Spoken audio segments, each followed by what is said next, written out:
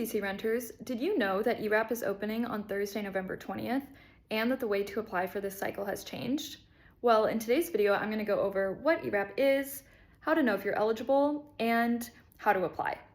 In part 2, I'll talk about documentation you'll need. My name is Catherine and I work in eviction prevention. I don't work for DHS, so all the information in this video is based on their website, which I'll link in our caption below. So first, what is ERAP?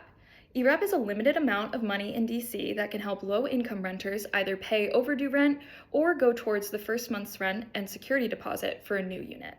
It will only cover up to a certain amount of money, and you can find more details about that linked in our caption. Second, am I eligible for ERAP? So you are eligible to apply for ERAP if you make 40% or less of the area median income. This chart breaks that down, and we're going to link it in our caption. Additionally, if you're applying for rent that you owe, you have to still live in that unit where you owe rent. As of last year, you also have to provide proof of emergency. This means in order to be eligible for ERAP, you have to have experienced some kind of emergency that caused your income to change, such as losing your job or a medical emergency. Unfortunately, ERAP's funding was cut again in this year's budget, and it cannot help all eligible people in DC. You should definitely apply if you're eligible, but that alone is not a guarantee that you will receive ERAP funding or that the ERAP amount will be enough to cover your needs. Lastly, how do I apply for ERAP? So to apply for ERAP, you will need to create an account online and call to schedule an appointment on Thursday, November 20th. Or instead of calling, you can go in person to make your appointment at the Virginia Williams Family Resource Center, whose address is in our caption. To create an account online, go to erap.dhs.dc.gov and click on Your Applications. Then make an account. If you already have an account, you will need to use the same email address as before. Either way, you should practice logging in to make sure you know your correct password. In the past few years, ERAP applications were submitted through an online portal, but this year, DHS changed the application process to be by appointment only. There will be no online portal.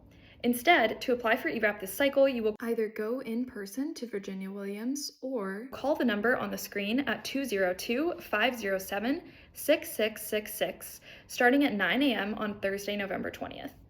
Then you will schedule an appointment for your application.